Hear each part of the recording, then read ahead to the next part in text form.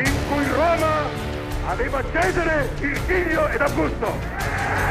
بنيتو أندريا موسوليني hogaamiyey xisbiga faashiga ee dalka Talyaaniga ra'iisul wasaarana ka ahaa dalkan dhaca koonfurta Yurub sanadihii u dhaxeeyay 1922 ilaa 1943 keligii taliyihii macangaga ahaa ee wacadka ku maray inuu qudha ka jari doono ciyaartoydii matalaysa xulka Talyaanigu haddii aanay ku guuleysan koobka adduunka ee kubadda cagtu waxa uu soo bilaabmay sanadii 1930 waxaana lagu qabtay markii uu horeysay dalka Uruguay ee dhaca koonfurta Ameerika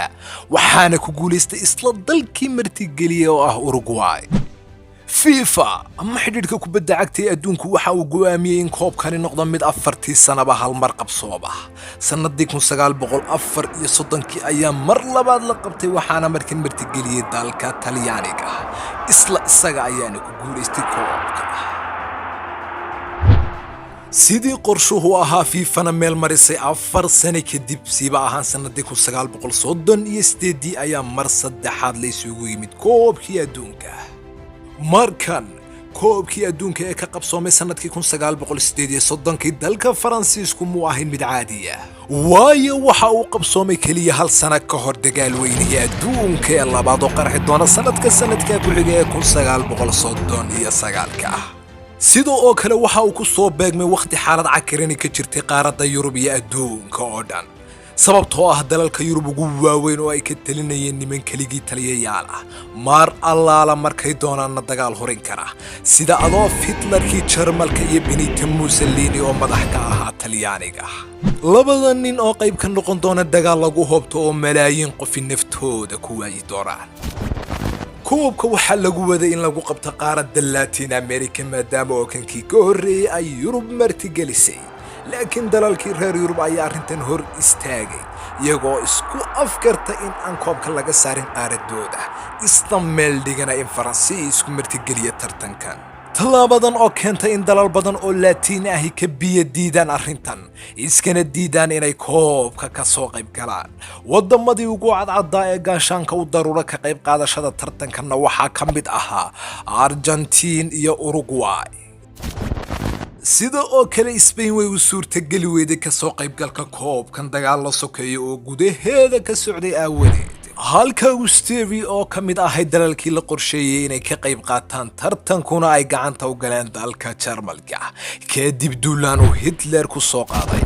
xaaladaha cakiran ee dunida ka jira dhexdooda ayaa uu koobkii adduunku bilaabmay dalalka ka qaybgalayna kaliya waxay ahaayeen 15 dal nidaamka koobkuna muu ahayn sida hadda oo xeerku waxa uu ahaa haddii hal mar laga badiyo waad hadhaysay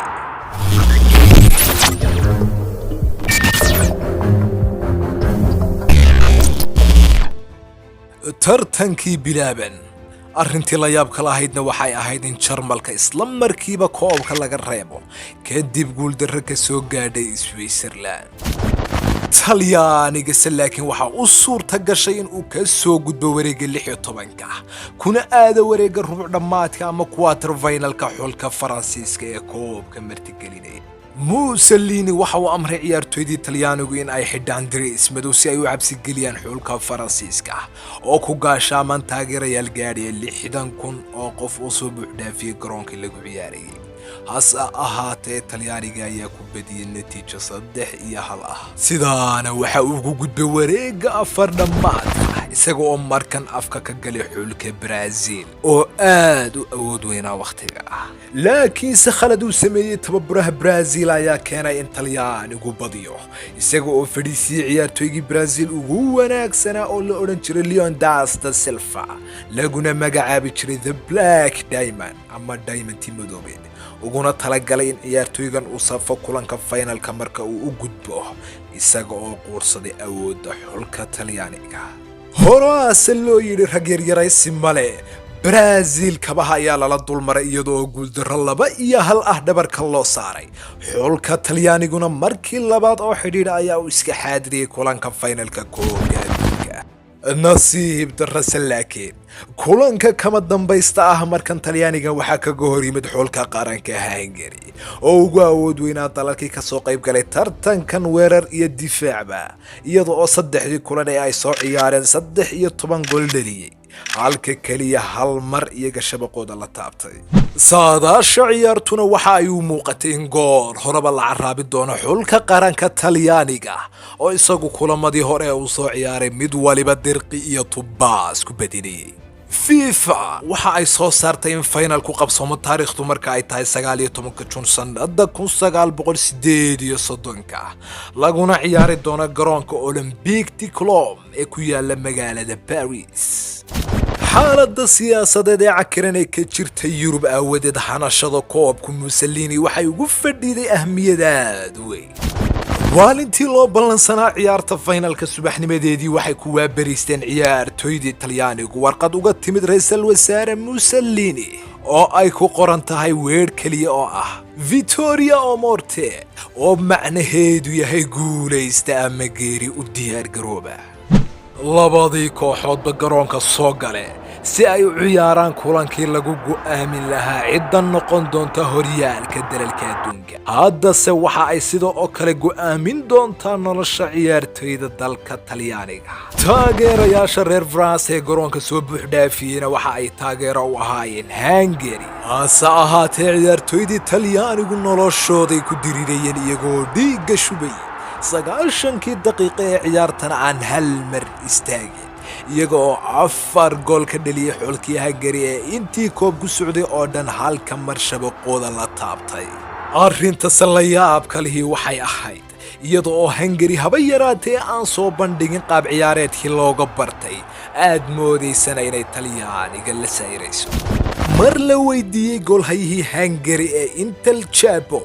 sababta ka dambeysay inay sidan liidato ciyaaraanna waxa uu ku jawaabay waanu ku faraxsanay guuldaradan waayo waxaanu badbaadinay nolosha 11 ciyaartooy.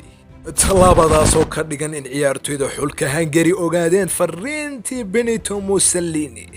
sidaa daraaddeed ma u malaynaysaa daawada in ay u tanaasuleen ciyaartooydii xulka Talyaaniga ee noloshoodu qirinqiirka ku jirtay. muuqaalkeenu maanta intaasi ayaa uu ku egyahay. fadlan haddii aad kanalka ku cusub tahay nagu soo bir adigoo subscribe taabanaya hana ilaabin inaad gambaleelka furato si uu kuu soo gaadho muuqaal waliba marka aanu sidaa u soo gelino. videogana like saar. muuqaalka xiga intaynu isugu imanayno nabade. والسلام عليكم ورحمة الله وبركاته.